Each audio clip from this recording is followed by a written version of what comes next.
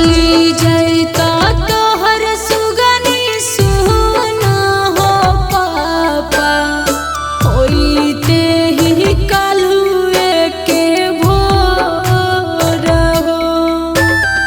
अंगना में माई रोवे दुआरे पभाई अखिया से गिरे झरझर लो रहो।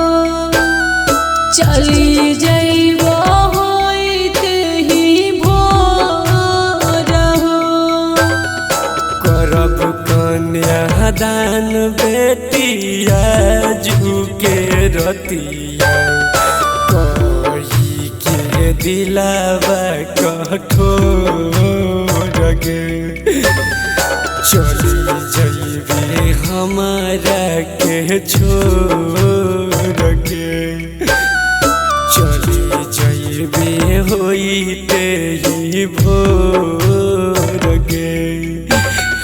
कुहू कोई कर जब मोर गे।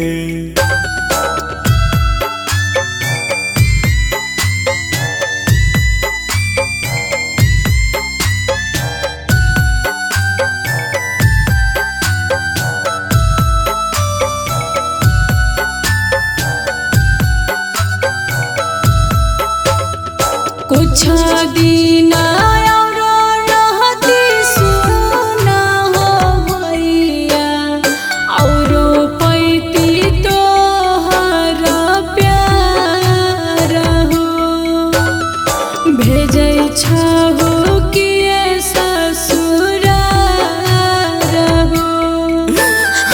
बनल रीत निभाबै छिया बहिनी निभाबै जे न पूरे संसार के।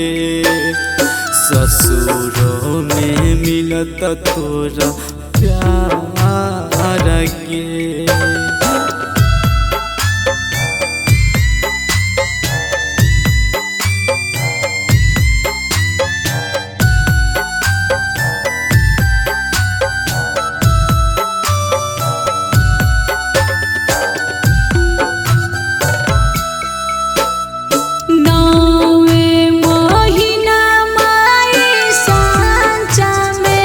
चला तब किए बेचल दूसरे हाथ गे।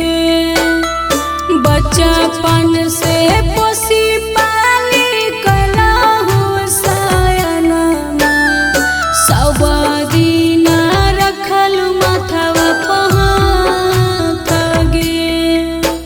छोड़बै छहु किए माई हाथ गे। अंगुली पकड़ी बेटी कलियो सयनमा रखलियो माथवा पहाथ गे।